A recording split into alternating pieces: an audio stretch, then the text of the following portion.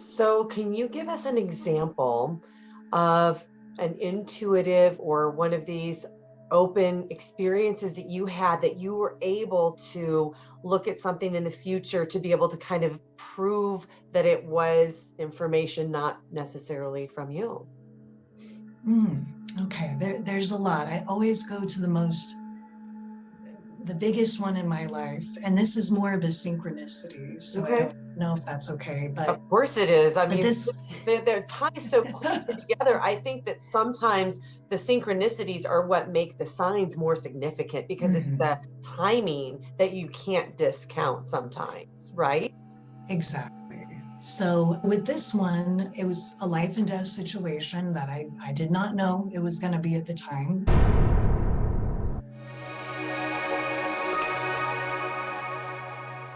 My guest today is Christine Crawley, who as a child had a life-threatening illness that was actually precognitively shown to her in dreams. She also had an NDE while in a comatose state from this illness and has now spent a good portion of her life deeply studying concepts like signs and synchronicities, time, why does it exist? How is it different in different cultures? And most specifically, dreams, where she has continued to increase her ability to tap into and utilize her dreams to live the life that she is in love with. So, Christine, welcome. I am so excited you are here today. Thank you, Laurie. So good to be here. I appreciate you having me on. Yeah. So, why don't we start by talking about your dreams before your illness? Okay, so I did have these dreams actually a little bit later in life, so not necessarily childhood, although I do remember having very vivid dreams as a child. And I think, like most children, we are kind of living in this state of constant wonder, timelessness, our imagination is vivid.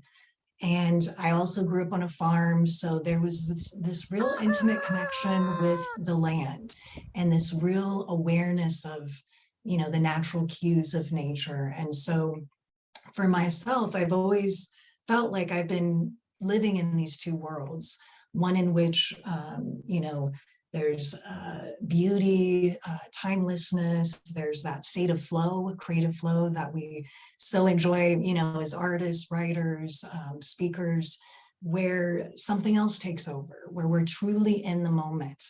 But our society and our culture, largely Western society, is organized around this principle of, the clock and rigid schedules. And so that's always been difficult for me to navigate. And I believe, the dreams started coming to me around age 24. I was having a sort of identity crisis, feeling the pressure of getting out into the world, making money, and I was not following my inner calling. I had made a lot of compromises and sacrifices to do what I thought was normal or what I'm supposed to do.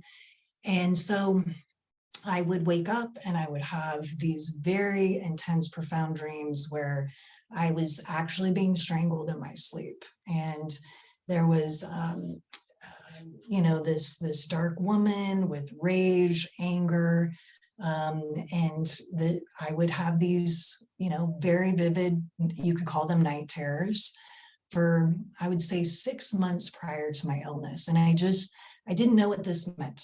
I knew it meant something, but, I would come to understand later that this was kind of suggesting not only a physical illness that was going to develop, but also spiritual type of illness, which was I was suppressing my authentic voice.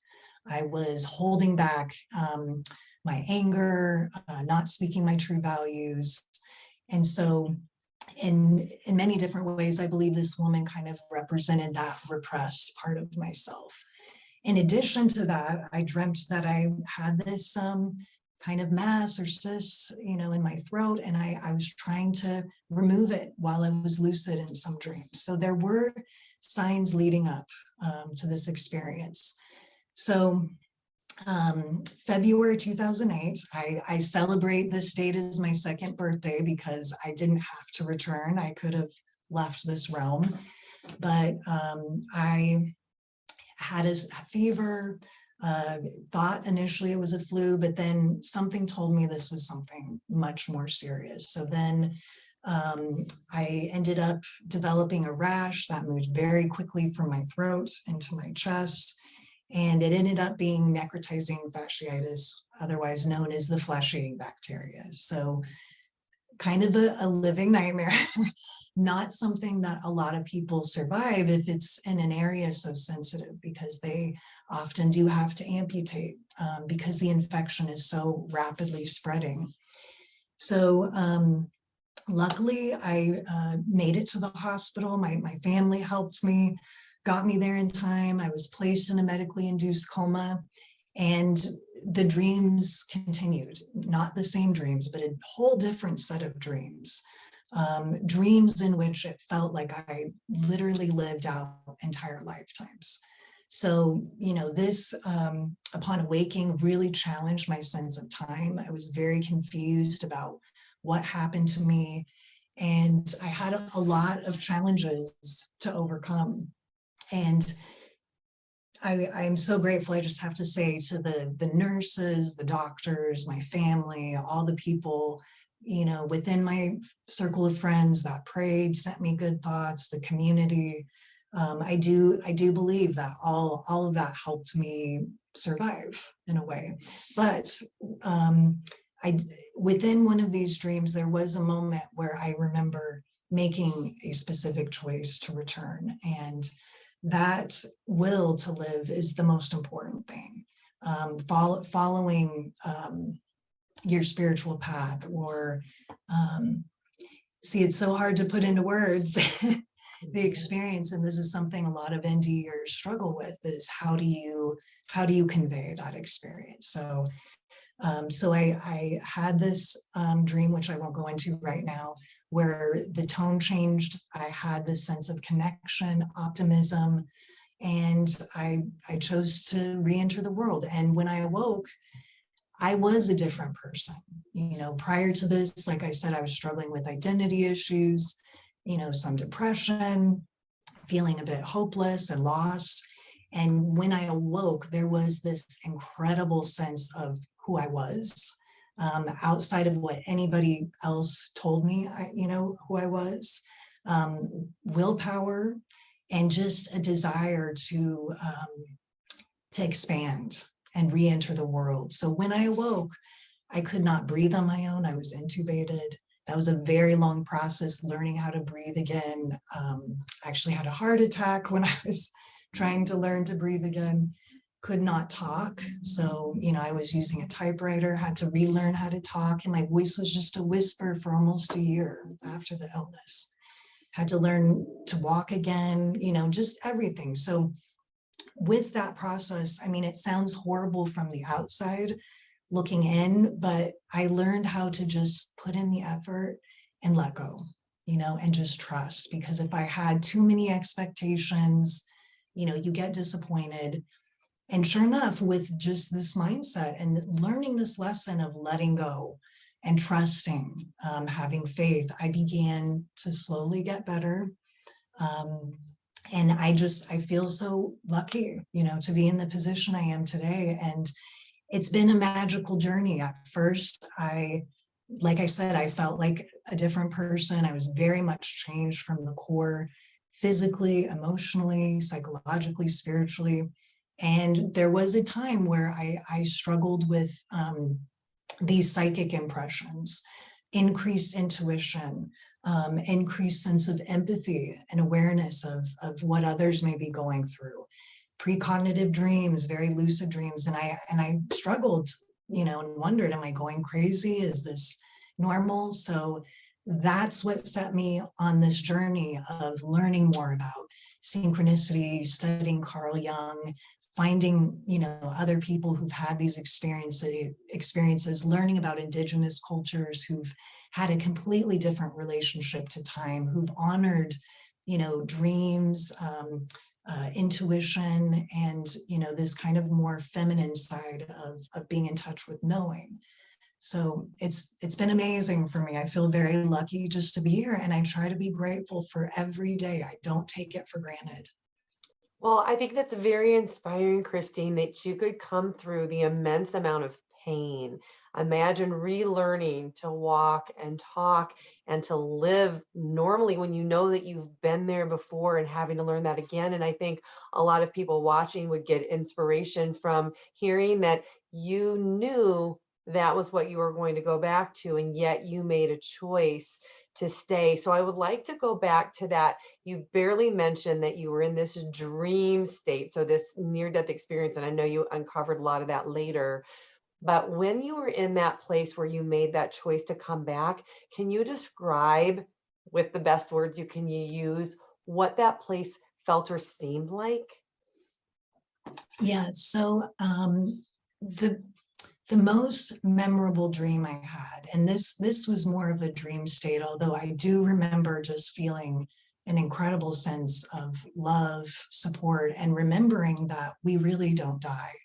You know, once, even though I was in a coma, there was a part of my mind and body that was aware of the tremendous pain that I was going through, and I was resisting and fighting it. The moment I let go and surrender, it was like this awareness of an eternal part of myself. And just this lack of fear of death and letting go, which I know might sound strange.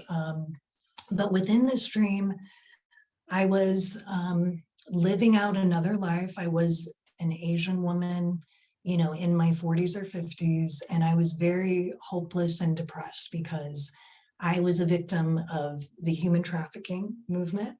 And it was now my job, because I was older, to recruit other young girls and bring them onto the ship.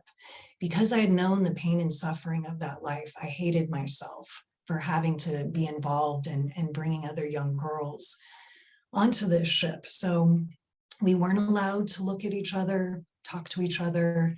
Of course, like many victims of abuse, or survivors rather, it's all about control, keeping the, you know, victims in their place, isolating, creating that sense of hopelessness that you can't do anything to escape your situation. So it was very, you know, difficult. And this was an entire life. I do remember, you know, just feeling like this experience was an eternity. And there was a moment where this beautiful young girl connected with me. We locked eyes. We weren't allowed to speak, but just this inner connection, this inner knowing of the pain, this inner recognition and empathy changed the whole mood of this dream. And we ended up, you know, coming up with a plan to help others. And, you know, we're beginning to liberate everyone from this ship. And so there was just this incredible sense of optimism, of hope. And, you know, everything changed, because before this point, the dreams that I had in my coma were pretty dark, you know, reflecting what was happening to me. And so this was a real turning point for me. And I do believe a conscious decision to re-engage in the world. And later I found out, because they give you this medication that makes you forget things, you know, several times I awoke out of the coma and I would lock eyes with my sister, and she remembers, you know, me being conscious and me making that connection with her. So in the dream, I remembered it being my sister in another form, in another life. And in actuality, that did happen. So I do think she's part of the reason, as well as just helping other women. So that's a part of the work I do. I'm very passionate about, you know, changing the culture we live in, empowering women. This is so exciting, Laurie, that you're doing this. So I'm just really, it's a good time to be alive, despite all the chaos and fears out there in the world. There's a lot of really positive stuff happening if you look deeply enough. So you mentioned that it felt like a dream. And how can you help can you help everybody understand the difference between, a dream sometimes fades over time, but near-death experiencers talk about their experiences being as vivid today as it was the day that they had it. So can you explain how yours was and why you call yours a dream? Very good question. I love that question, Laurie. That opens up a lot. Okay, good. And that's what we want to do. We want to open it for Um, everybody because this is how everybody learns. yes. And so that brings up the question of what is a dream, Yes, and let's and talk also because you've mentioned lucid dreaming, and I mhm. want you to explain what that is for the people who aren't familiar. Yeah, so in Western society, there's this sharp division between dreams and normal everyday consciousness. And um, other cultures had a less distinct, I would say, difference, and dreams were very much valued as real, legitimate experiences containing spiritual knowledge. I believe there's a renaissance happening right now, Mm. with NDEs, with, awareness of the wisdom that indigenous cultures hold, Yeah. that we're coming to value this type of knowing again. We have all this, vastness of information, left brain, scientific method, but where has that, and there's value to that, but again, what about this intuitive knowing? What about these experiences? So lucid dreaming, the way I would define it, is bringing consciousness into your dream state. So for many of us, one of the most common dreams, for example, might be you're running away or from something, or you're being chased, or that would represent something in your waking life that you're maybe afraid of, maybe running away from. So the idea with lucid dreaming is if you can prompt this state of consciousness by asking questions, such as, am I waking or am I dreaming? Having cues, looking at your hands, maybe turning on a light switch, just paying attention. It's a heightened state of awareness. And if you begin to make that connection, oh, I'm dreaming, that tends to, how do I say, lessen the amount of fear present in a situation, and Okay. can give a person the courage to face whatever it is that is chasing them, whatever it is that's uncomfortable.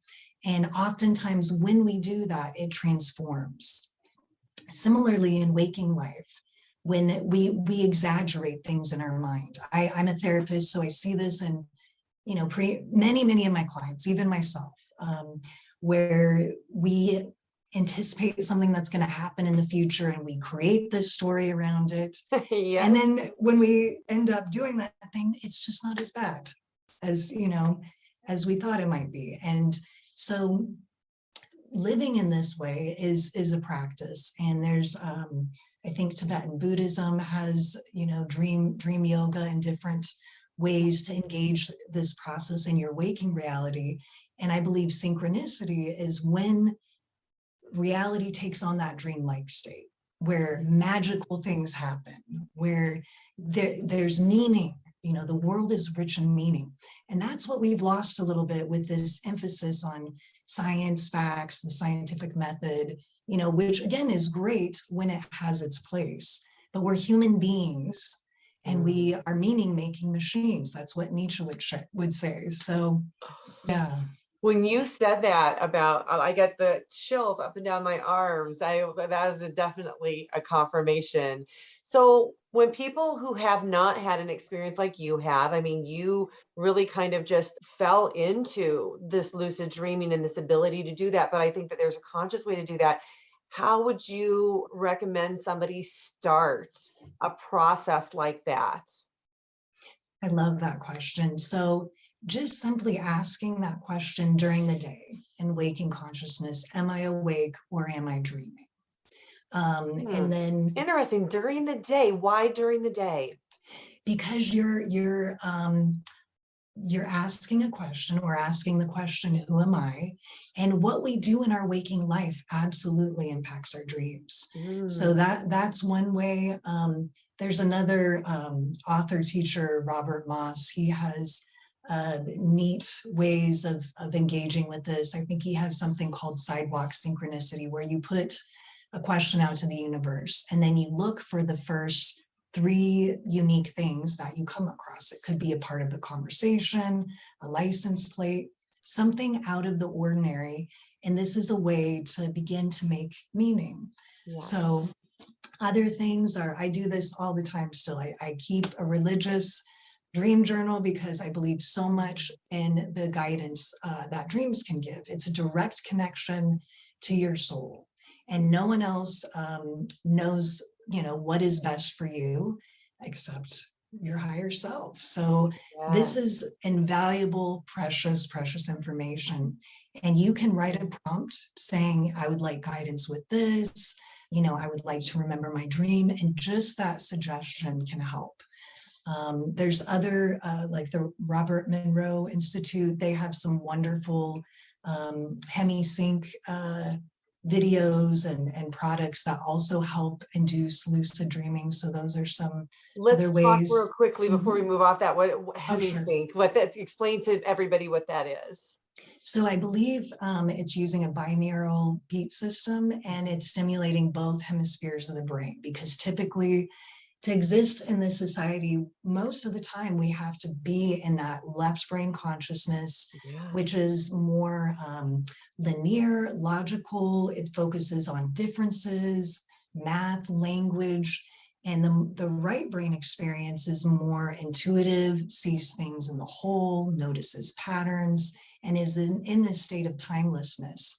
Mm-hmm. So any activities that also help you engage in that state of consciousness, so art, dance, being in nature stimulates that, music, lots of things. So absolutely. Okay, I'd like to go back to something you said before about how after your experiences, this awakened an intuition that you had to learn how to deal with. What is that, and what awakened in you? So I think, like most children, it probably was there from the beginning, this sensitivity, this awareness, and this ability to trust in our feelings. They talk about following that gut intuition or reaction, and through the school process, I think we learn to get our sense of validation, learn to, get a sense of validation, but we learn what is true by comparing it to what the teacher says or what this source says. So there's always an external mode of comparison.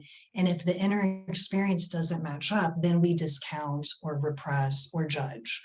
So after this experience, the dreams were so intense, the intuitive experiences were so much that I had to learn how to be and function in the world again. And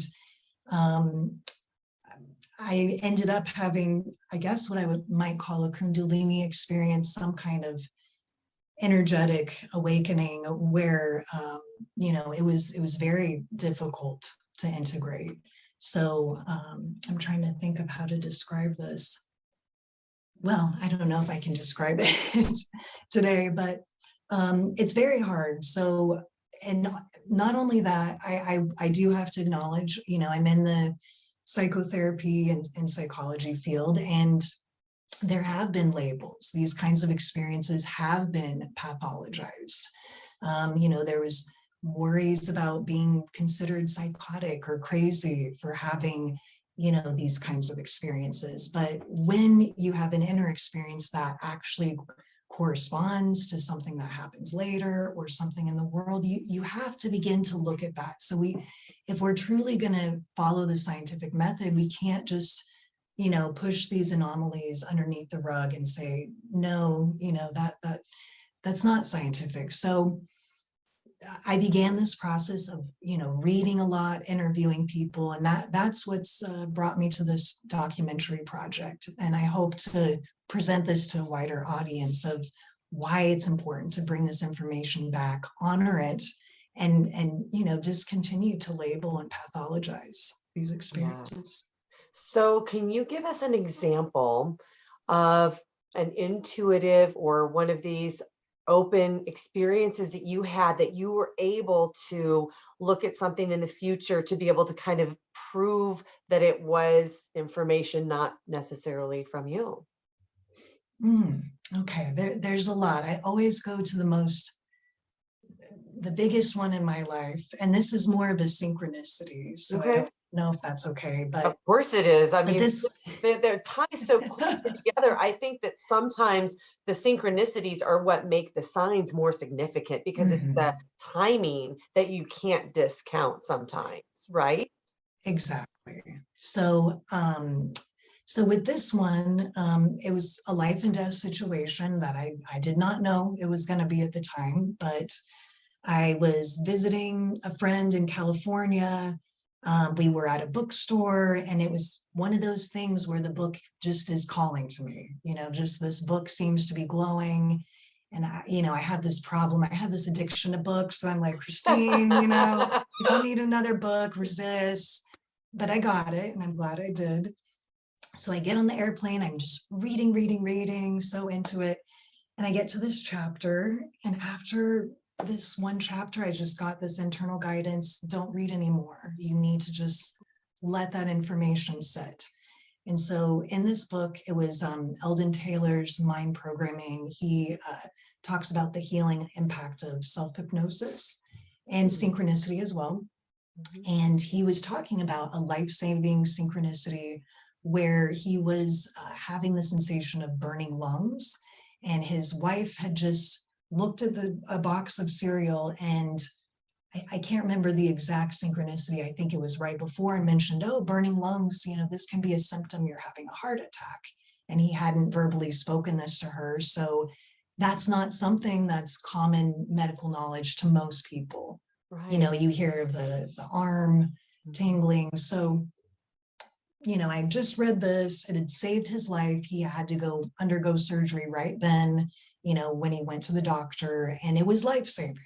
So that's about the right information getting to at the right time. So Yes. Okay. my father's picking me up from the airport, and they live in the Springs, and he goes, Chris, my lungs are burning. Like, it's the pollution in Denver, and I need you to drive. And I look at him, and it's almost like I can see his spirit going out of his body. And I say, Dad, that's so weird. I just read this. I literally just read this like half an hour ago. I think you could be having a heart attack. No, just get me home to the, Springs. Let's get out of here. Crazy traffic and da. So I went against my dad's orders, and I'm glad I did, because he ended up having, one artery 99% clogged. They had to do surgery. He may not have made it. So that's a really Wow. big example. But I don't know why and how these things happen. But again, I want to point out how many things were synchronistic in that. The fact that you happened to be in a bookstore, you could have gone anywhere. A book was calling you. You not only didn't ignore it because you had too many books, but you got it. You didn't wait to read it. You began reading it on the airplane. The fact that your dad was the one who was picking you up from the airport, you hadn't driven yourself, you didn't take a Lyft or an Uber or anything. And that a lot of times people will have something wrong in their body and they don't want to worry anybody. They think they're being ridiculous and they don't say it out loud. And then to have gotten specific information about a symptom that he just mentioned 30 minutes later, there are so many synchronicities in that. It's not just like I saw a license plate. It is so much more than that, Christine. I love that you shared that because that is such a huge deal, because I think that this is a perfect example for the people that are watching to understand truly what a synchronicity is. Wonderful example. I'm so glad you shared that. Do you have any others that are kind of similar that you want to share? thank you so much for appreciating that. Oh, loved it. Because My eyes just about popped out of my head when he said that he had that symptom. I track these daily, but let me look at another list I have here. There's another one that involves kind of a life or death Oh, okay. situation. It's a little bit sadder, but I went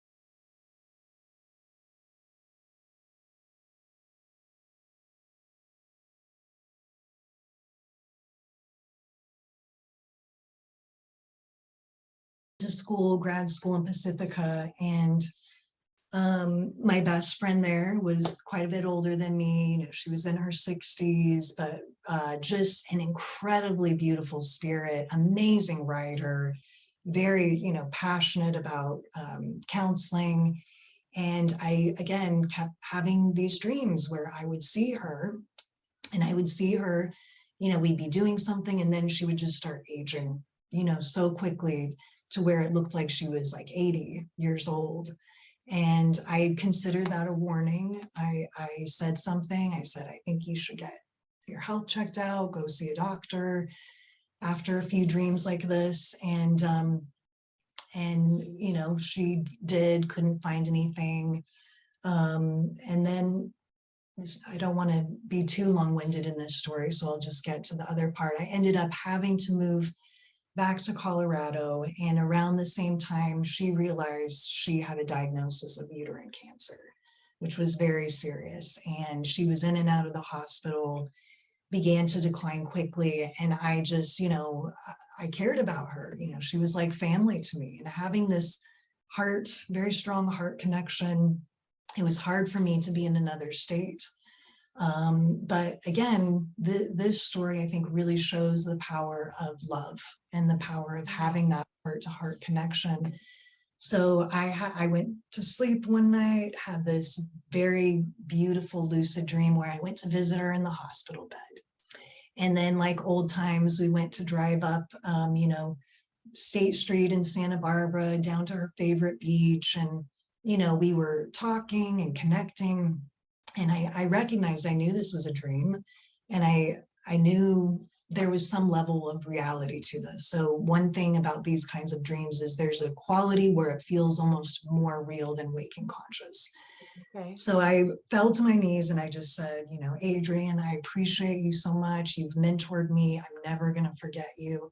And you don't have to go back to that hospital bed. You don't have to continue to suffer. If you want to go and be free, you can stay in this spirit body and just be free.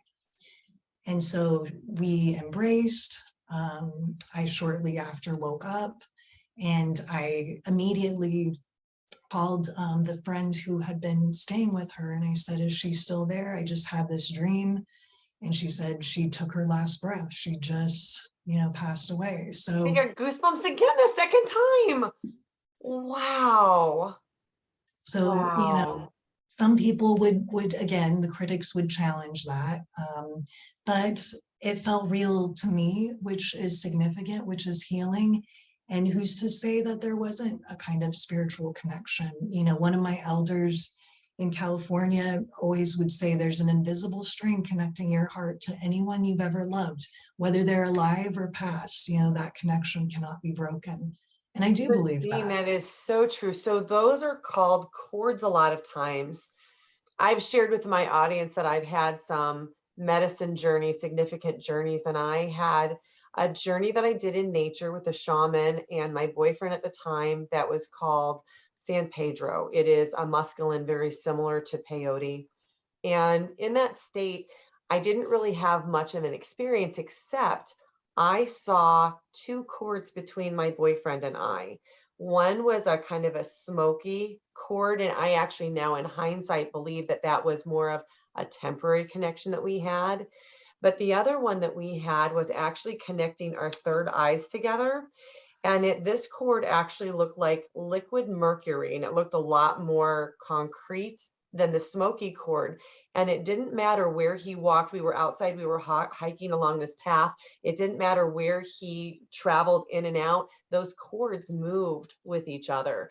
And I've never before or since have seen physically what I would call a cord between people, but I was deeply in love with this person, and he was a very significant relationship to me. So it makes sense that there would be a heart. But what's interesting is that that heart one was the smoky one. And that was the one that didn't last. We are no longer together.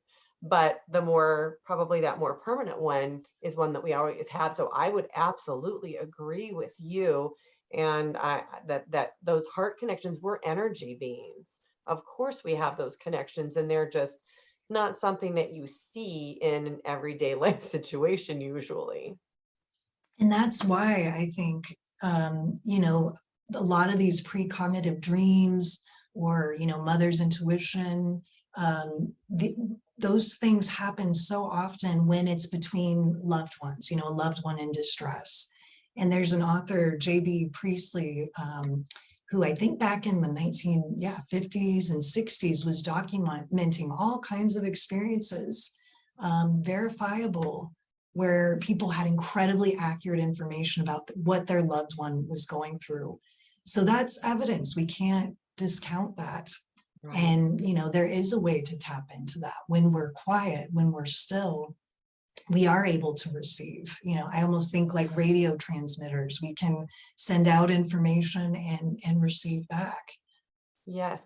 And another thing that I'd really like to have you explore with us is the concept of time, because that really plays right into time being an illusion. And you've spent a lot of time writing about this, studying this. I think you even did a paper on time. So could you explain, with all of your vast knowledge that you've accumulated over a long amount of time, what you learned? What can you share with us about it? Well, you know, and I just have to preface this with, it's interesting because my dad was a clockmaker. So maybe this is where the Wow. obsession with time comes from as well. Well, you pick your parents, so it makes sense that you would have an influence like that and be interested in it. But it's so important because it's, how should I say?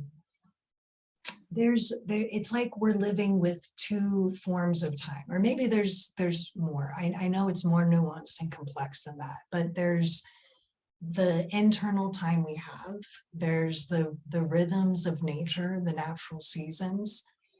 There's this state of timelessness, which is almost like a vertical kind of time. And then, you know, in the West, we're just obsessed with this linear time, past, present, future. And our society is especially goal-driven and focused on productivity, you know, constantly chasing that. It's like the carrot and the horse, you know, chasing that prize, whatever it is.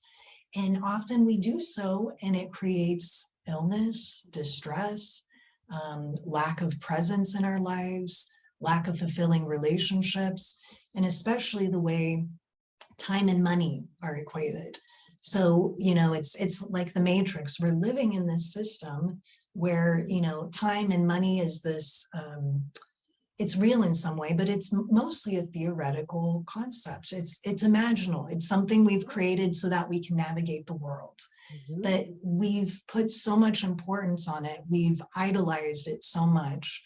We've become so rigid in the way we relate to time and have designed our lives, that we've forsaken this other really crucial, valuable part of, you know, what the human being is. And that's, you know, the soul connection, being present, being connected to the world around us, nature. So, you know, it's interesting. I've studied, Jeremy Rifkin is an amazing author. He wrote a book called Time Wars, the Primary Conflict in Human History. And he talks about how time has been used in different cultures throughout time and history to maintain control over populations, to to determine, you know, the values that we have. And there are these kind of pyramidal time structures. So, you know, I've spent a lot of time working with people in poor socioeconomic situations, and you notice there's a violence to that. These people are highly stressed. They work 3 jobs. They don't have time to take care of their children, to be present. They're treated with disrespect. Their time is undervalued. And think of those, you know, at the top of the pyramid are time wealthy. So it's not only a monetary, you know, wealth, it's a time wealth. Therefore, they have the ability to plan the futures of others, you know, have time to think, be creative. So there's so much that goes into the way we relate to time. And, you know, there's other cultures that had a much more harmonious way of relating that's not so, that does not create so much distress and illness. So right now I'm consulting in hospitals, for example, as well. And there's an incredible amount of burnout. Everyone is overworked, especially in America. I mean, people, we just have this, you know, ethic that you must work, and your identity is your job, how much money you have. And it is very hard to challenge that. But I do believe we are in times where things are changing. You can see this. People are choosing not to go back to work. They're questioning things. With COVID, people are thinking about death. I think that's positive in a way, because when we reflect on the facts that we're not going to be on this planet forever, we begin to think about our legacy. We begin to think more deeply about how we're living our life. And I think that has value. So with all you've learned about time, can you share some of the practices that you have to honor and value it differently? That's a good question. And I'm not as good as I should be about this. I still struggle. You're Let still me make human. that clear. Yes. Darn it. That's an awesome, that human thing we still have to do. I know. You know, I have to give credit to my partner and my family, because they really hold me accountable with the time, you know, with not doing too much. You know, I'm in the helping professions. There's a strong desire to give to others, but, you know, remembering to give back to myself. So nature is a huge just healing aspect of my life. Just going out, spending time in nature, getting acclimated to a slower pace of living. I've done some vision quest ceremonies, and it's amazing how your sense of time, you have no phone, no computer, it's just No you. watch. No watch, you and nature and your thoughts and your relationship to your creator, your God, or your spirituality. And it's amazing how you're able to think more clearly, how differently you are just in the world.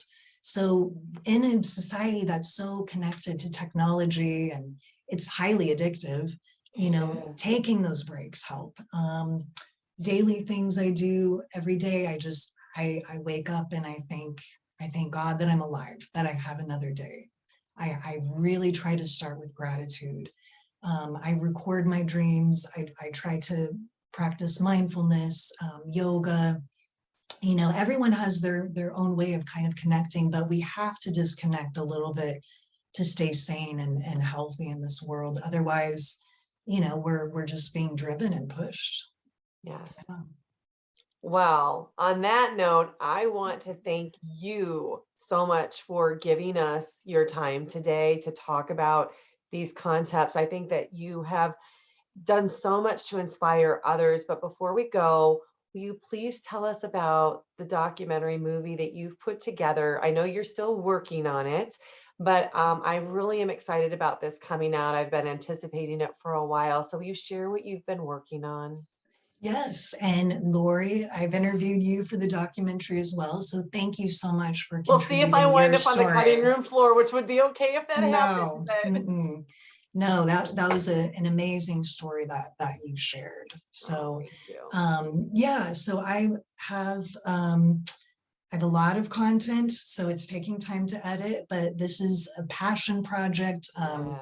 My partner and I spent almost 2 years on the road interviewing, various people. So I'll just list a few. Robin Trish McGregor, Dr. Bernard Beitman. He's written a book, Connecting Coincidences. The McGregors have written a lot of books on synchronicities.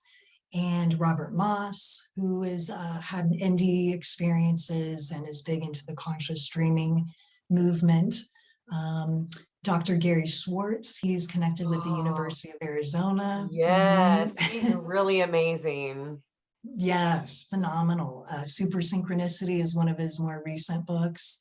And Lauren Rain, she's an artist, amazing artist. I'll be interviewing soon. There's others too.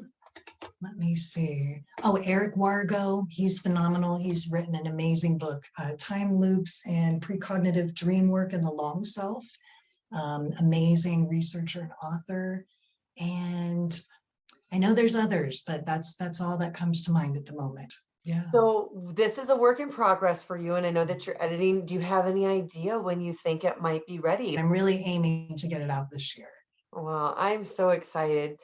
Christine, thank you so much for all that you're doing to help people in the world. I mean, in your own private practice and with mental health, and then sharing all of these experiences that I think are so inspiring, and letting people know that it's okay to connect to your signs and synchronicities. It's okay to disconnect and honor your time. And would you like to leave us with one final thought? Wow. I just am so grateful for you as well for having me on, for the work you're doing. And it's really exciting to see more women, stepping up and contributing, supporting each other. I really see a positive cultural shift happening right now. So yeah, and if you have other questions, folks can reach me at circlinghawk.com or lucidawakening.com too. And I'll put all of Christine's information. Are you open to answering questions? Absolutely. Okay, excellent. Well, I'm also throughout the video have shared a ton of books.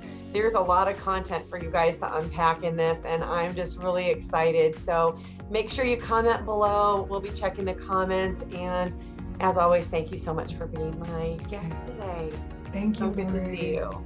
Good to see you too. Take care. Next up, check out this playlist of other NDE interviews. Please like and subscribe. It really helps this channel to grow so I can bring you more content. Thank you for watching. I'm so glad you're here.